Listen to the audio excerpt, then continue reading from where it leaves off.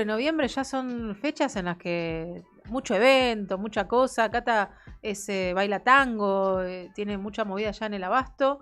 Ah, mira, ahí no es el Abasto, ¿no? La foto del Abasto esa que tiene ahí de fondo. ¿Es la foto del Abasto? Hola, ¿cómo te va, Cata? ¿Todo bien? Bien, ¿cómo andan? Muy bien, Todo acá bien. te queríamos agradecer el tiempo porque decimos viernes a la noche, un octubre, ya pasamos mitad de octubre, cada día que pasa de octubre se pone más complejo no tener un evento un viernes a la noche, ¿viste? Es como así, no sé cómo será tu agenda. Es que se pone linda. Es Sí. que aparte la nochecita se te pone linda y es como que, sí, che, vamos a tomar algo y era como, ay, No, para que quedé claro. con unos Se te, se chicos, te, se te claro, empiezan a Claro. complicar, porque claro, no, aparte ya empieza la gente, sí, sí, sí, a salir y vos decís, no, para acá y, que quedé con unos chicos y de la dentro de un mes radio. empezamos con las despedidas de año. Sí, sí, es verdad. Ya está. Claro. ¿Ya se puede despedir el año en octubre? ¿Vos te parece que ya estamos para despedir el año? No, todavía no. Y yo creo que hay ganas de despedirlo un poco, pero sí, sí, sí, hay. Sí, sí, ya para meternos un poco en tema, ¿no? Estamos Sí. hablando, vamos a hablar de un tema que por ahí tiene un poco que ver con esto de las ganas de despedir el año y bueno, ya uno se empieza como a enroscar en los temas sociales, historia. Manu, pregunte, vamos. No, bueno, creo que el otro día, el domingo, no sé si me sorprendió tanto, por lo menos a mí, el video que publicó el gobierno, refiriéndose al Día de la Diversidad Cultural, el 12 de octubre, que fue justamente el sábado, eh, reivindicando a Colón, todo lo que sucedía antes, en una época, ¿no? Que en las escuelas se hacían actos venerando a Colón como el que trajo la civilización. Eh, y me interesa saber justamente qué opinás, Cata, que nos cuentes un poco cómo ves esta situación, ¿no? Cómo la analizás desde tu perspectiva de historiadora. Sí, bueno, es que es medio complicado porque hace rato que ya que no se usa más, por ejemplo, el tema del Día de la Raza. Mm. Digo, es algo que Naciones Unidas está desde el 76 intentando modificar a nivel mundial, ¿no? Entonces, en el 76 se firma un documento donde se va a hablar de diversidad cultural y no más del Día de la Raza. Nosotros terminamos de hacerlo formalmente hace unos 10, 12 años acá, donde se le cambia el nombre al feriado incluso.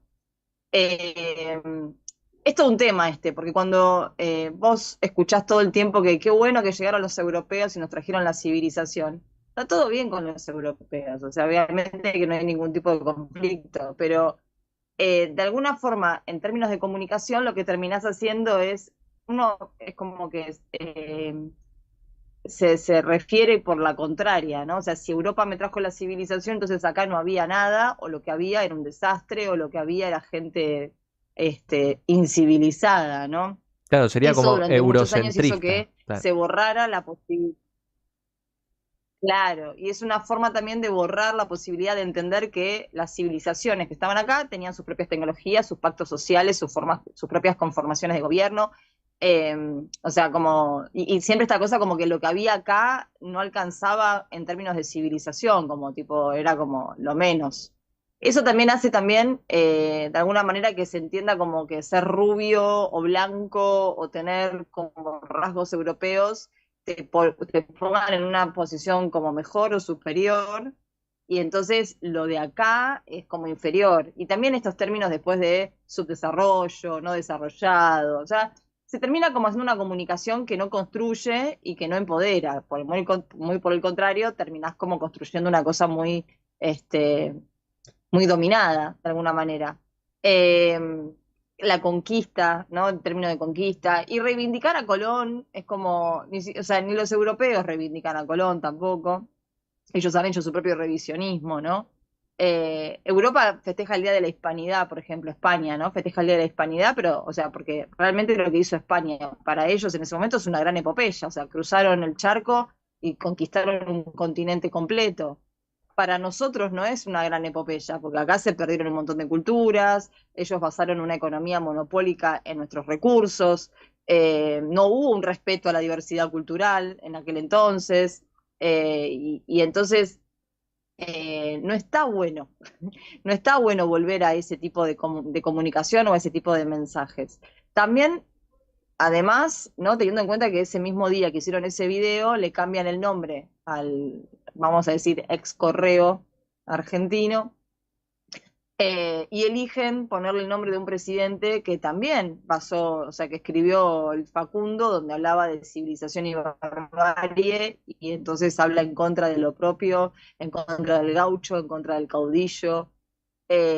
Hay que tomar estas cosas simbólicamente, o sea, nada de todo esto lo hacen al tuntum, ni porque sí, y de alguna forma se naturaliza y se valida este discurso como hasta violento, agresivo, tóxico para con nosotros. O sea, lejos de empoderarnos, nos ponen en lugares que no están buenos. Sí, aparte utilizan mucho las redes sociales desde la bajada de este gobierno Montón. y las imágenes que se veían también son como añejas, ¿no? Como el color sepia, como hay como un mensaje, ¿no? Como de la vuelta hacia atrás, justamente, de mirar como imágenes históricas muy, muy añejas que nos quieren llevar como a mirar hacia otro lugar, ¿no? No, no sé, como apelar a que a la melancolía, o no sé, no se entiende mucho, no sé, yo no lo quiero interpretar para ningún lado. Sí. No, no sé muy bien por qué usan esos colores o por qué hicieron esa comunicación en esos colores, muy villiquen, ¿no? Muy, muy Claro. revistita también, muy manual de escuela. Eh, sí, aparte tienen como todo un discurso que reivindica siempre cierta época del siglo XIX, ¿no? Donde lo hispano estaba muy presente. Va, Ahí se nos quedó congelada. se Estamos quedó. hablando con Catalina Cabana. Su Instagram es catacabana con B larga, punto historiadora. Ahora vamos a ver si reconsideramos. Bueno, esto Plazas tiene. europeas. Ay, espera, que te perdimos los últimos segunditos, Cata. No sé si la Ahí, conexión. Ahí volviste, ahí pero volví. sí, ahora estamos de nuevo. No Ah, sé qué dijiste los últimos segundos. no, les decía que no se puede negar como nuestras raíces europeas y nuestras raíces españolas, no las podemos negar, pero tampoco podemos todo el tiempo hacer esta cosa de borrar. O sea, fíjense que el discurso que tienen todo el tiempo es de borrar los últimos 25 años de historia. No se puede. O sea, no se puede porque aparte hay mucha gente que los vivió, esos 25 años.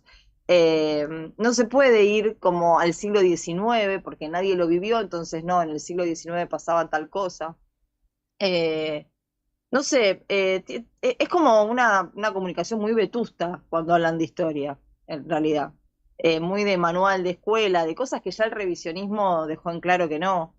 Eh, pero bueno, nada, yo no veo una comunicación positiva en términos de la historiografía, de las cosas que quieren contar o decir.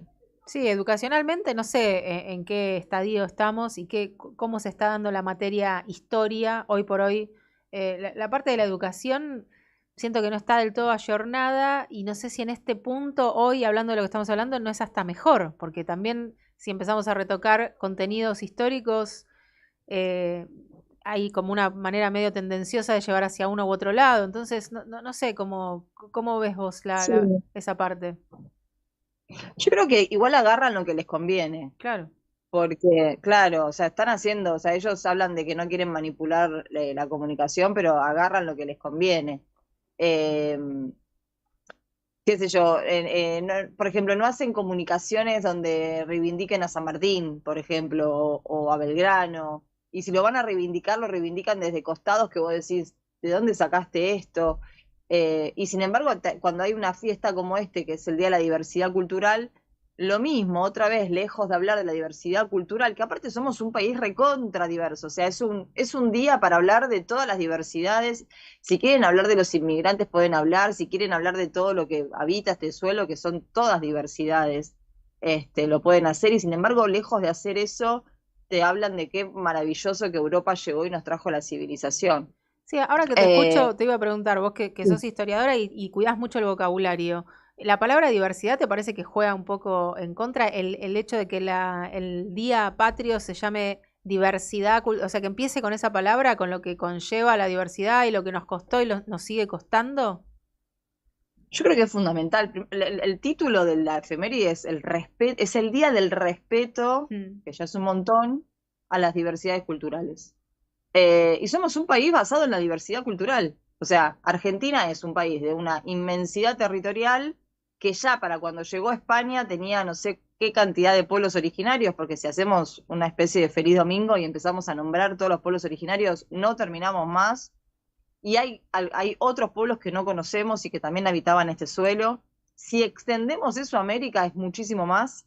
Y si queremos ir más allá, tenemos que empezar a hablar de un siglo XIX donde abrimos las puertas a la inmigración y entonces comemos pastas y hablamos en un fardo y no sé, tenemos cosas de todas las culturas y hoy tenemos gente de Latinoamérica también que nos habita y en los 90 teníamos otras culturas que también venían a visitarnos. Entonces, digo, es como un poco también negar la posibilidad de la convivencia, pero lo hacen todo el tiempo. O sea, una semana antes de todo esto, con el conflicto de las universidades, el ojo estaba puesto en el extranjero que viene a estudiar a la Argentina, ¿no? Y que le pagamos la carrera a los extranjeros. Y vos decís, dale, pagan los impuestos. O sea, y entonces el discurso es, pero si con el 21% de los fideos no te pagás una carrera universitaria y no entienden ni siquiera la cantidad de inversión que implica que un extranjero esté acá.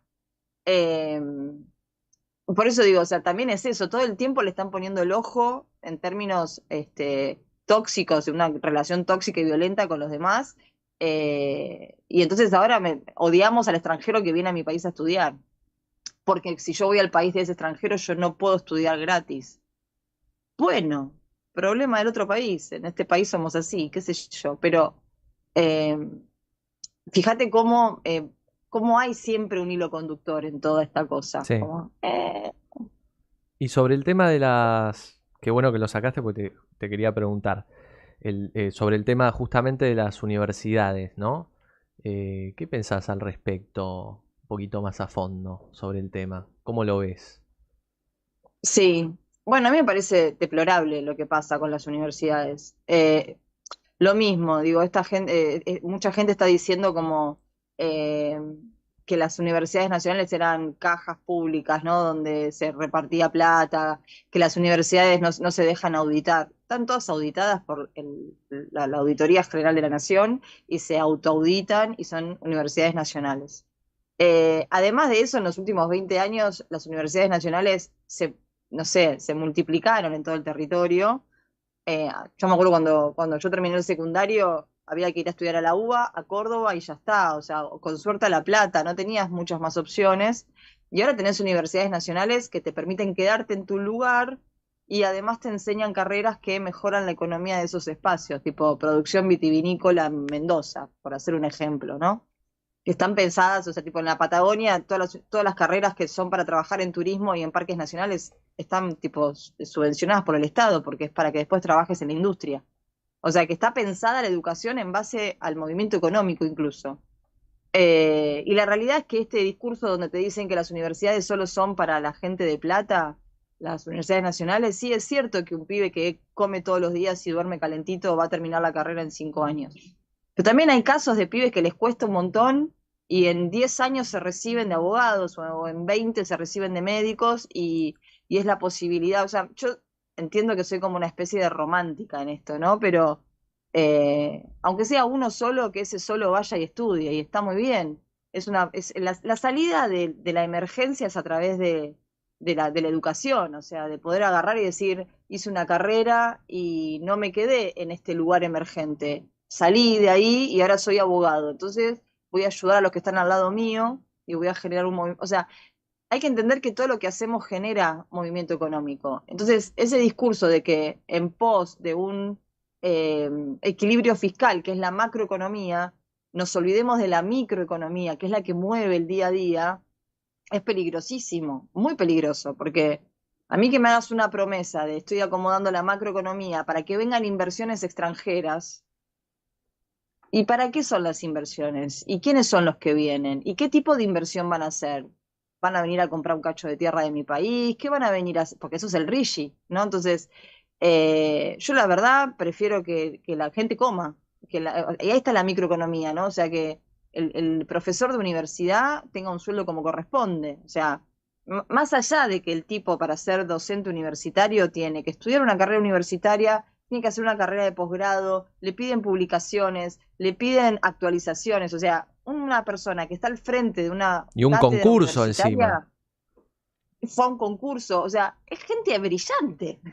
O sea, vos tenés esa gente que es brillante, que la tendrías que estar admirando por el conocimiento que tiene, y lejos de eso, le bajas el sueldo, no lo motivás a ser docente, no lo motivás a que esté en el aula, no, mejor no, ¿para qué vas a ser docente? O sea, y también de vuelta es un camino dialéctico, porque si yo no quiero gente brillando dando clase, es porque no quiero gente que le brille el cerebro después.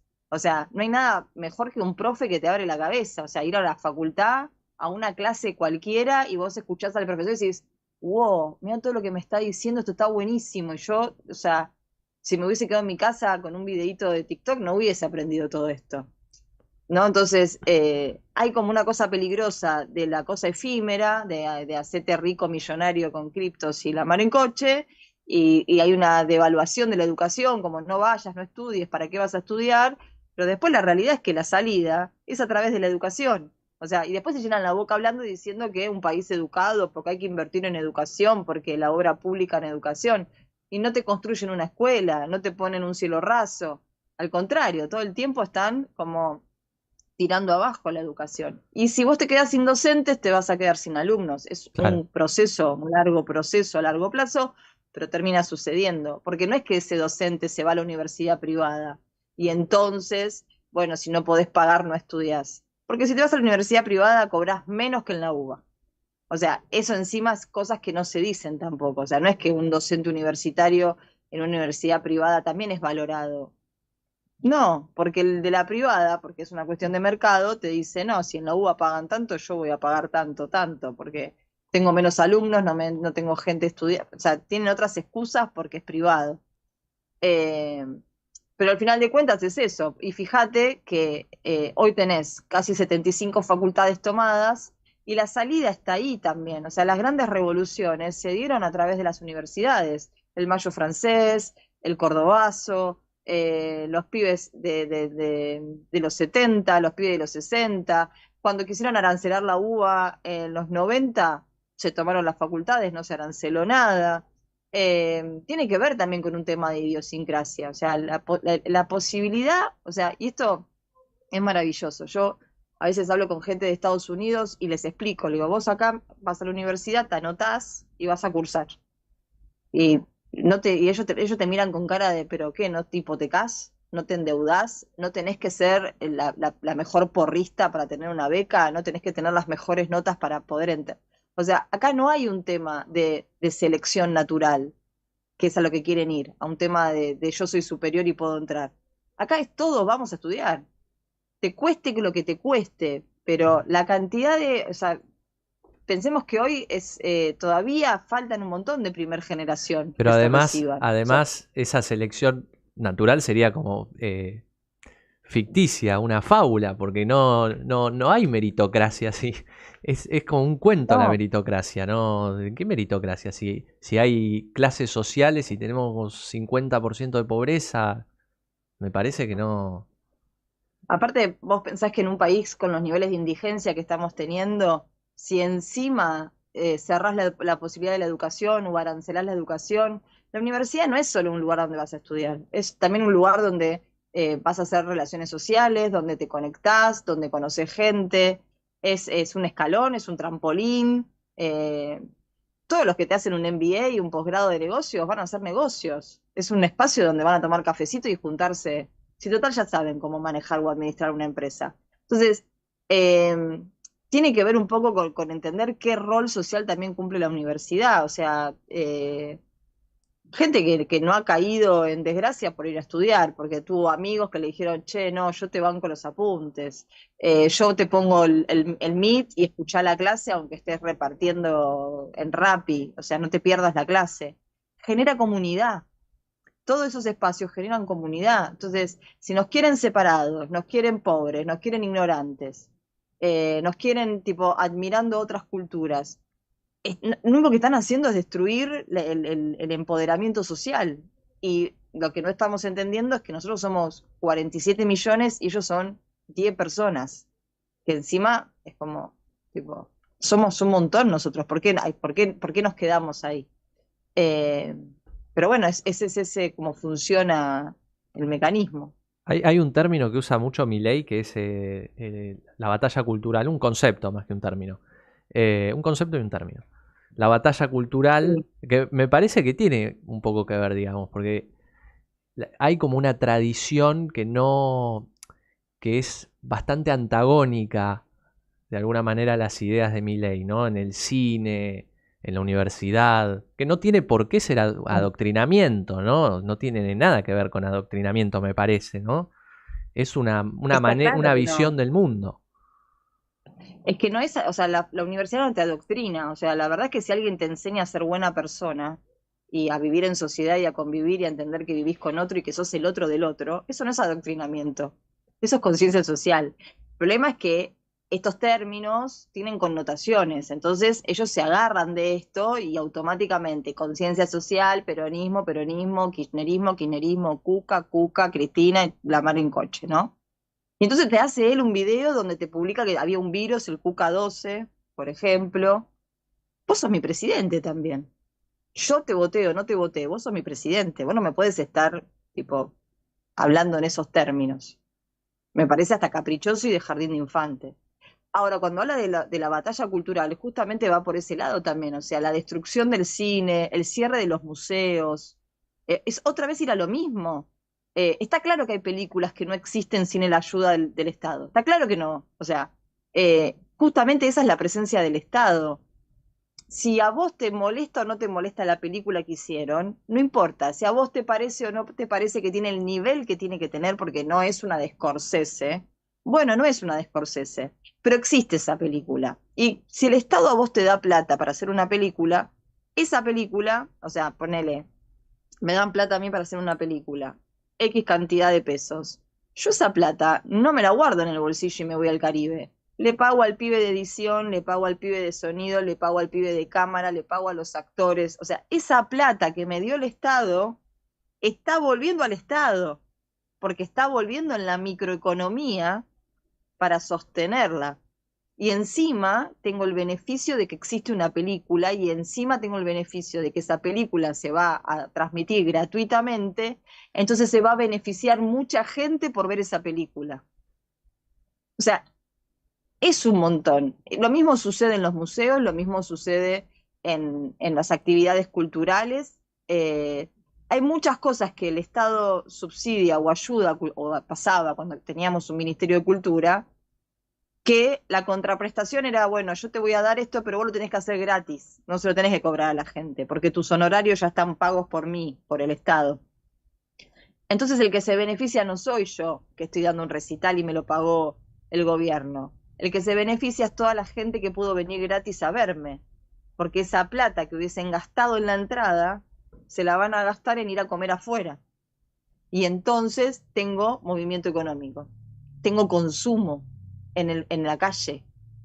Eso es lo que a mí a veces me agarra como no se dan cuenta, o sea, que no está sucediendo esto. O sea, la gente cuando tiene hambre tiene que elegir, voy al teatro o como. Claro. Y hoy la gente está eligiendo si almuerza o cena. Imagínate si van a elegir ir al teatro. Y entonces me estoy quedando con, o sea, y el que está eligiendo si cenar o almorzar es el actor, porque es el que no está comiendo. Entonces, ahí digo, es como que hay toda una cadena que se la olvidan, porque el equilibrio fiscal. Ahora, todo ese equilibrio fiscal, porque no le diste plata a las universidades, no le das plata a los jubilados, no pones plata en el consumo interno, no generas turismo, estás cerrando todos los ámbitos culturales. Toda esa plata, porque si antes se la robaban y ahora no, ¿dónde está? ¿Qué van a, o sea, nadie pregunta eso? Que nadie le repregunta, tipo, él se llena con estos términos, o sea, palabritas difíciles. Nunca jamás ahondan en una idea, o sea, siempre todo es un titular. Entonces, ¿y dónde está? O sea, toda esa plata que ahora no se roban, ahora que hay equilibrio fiscal y somos un país en vías del desarrollo maravilloso. ¿Y toda esa plata dónde está? ¿Cagándose de risa en el banco? Mientras la gente tiene hambre, hasta es cruel si lo pensás. Es inhumano. ¿Es más importante el equilibrio fiscal que la gente que no come? Y ni hablar de que te hago un asado para festejar el veto, ¿no? O sea, por eso digo, hay una cosa tan cruel en todo esto que hay gente que a mí me sorprende que lo toma y lo festeja, porque hay gente que festeja esta cosa inhumana. Y vos decís, ¿en qué sociedad estamos viviendo?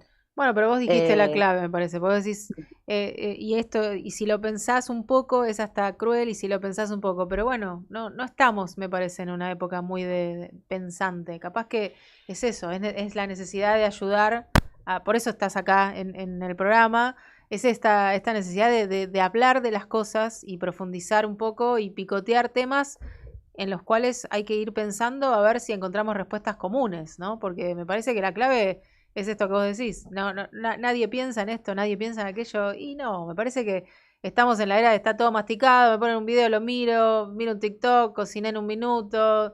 Resuelvo y sigo para adelante y Resuelvo. falta un Y, poco de... y yo comí, y yo Claro, comí. O sea, claro. y también es eso, es como, bueno, yo como, ¿qué me importa? Es más fácil pensar también Sí, cuando comiste, es más fácil que pienses, ¿viste? Que todo funciona como claro. las Pero necesidades aparte básicas. Sí. digo, el individualismo, como, si yo como, ¿a mí qué me importa el de al lado? ¿No? Porque también está este discurso, no, porque yo que soy un argentino de bien, me levanto y trabajo todos los días desde las 6 de la mañana hasta las 10 de la noche, porque trabajo mucho y yo me rompo el lomo trabajando y entonces yo puedo pagar todas mis cosas como corresponde. Lo que corresponde es que trabajes 8 horas, que puedas comer, que llegues a fin de mes con esas 8 horas de trabajo, que puedas tener un descanso y que te puedas ir de vacaciones, porque salud mental. Entonces, por eso digo que está todo medio trastocado. Entonces, yo que trabajo de 6 de la mañana a 10 de la noche y hago todo esto, mientras los vagos que no trabajan, yo mantengo vagos, eso es como un odio que se masticó también. O sea, la gente se alimentó a odio durante mucho tiempo.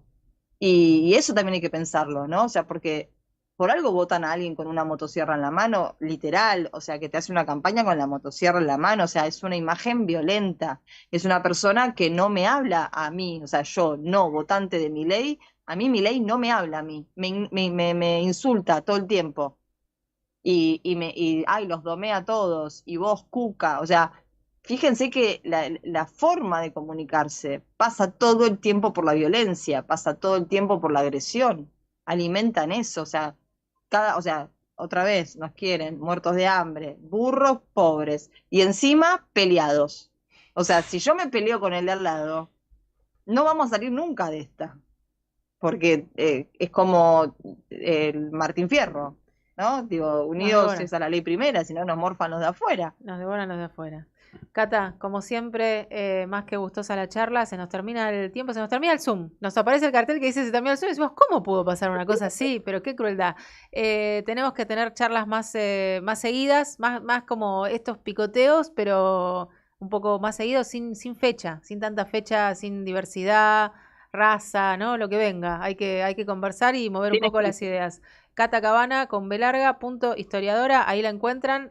También tenés videos, porque hay que decirlo, hay videos explicativos en los que en un minuto nos explicás un montón de cosas, esos son los que valen, por lo menos para pensar un poquito, porque tampoco nos corremos, ¿no? Las redes existen también para cosas buenas, dejás ahí un montón de conceptos y de cositas, así que te vamos a ir a buscar por ahí y te damos la bienvenida para cuando quieras participar de nuevo en el programa.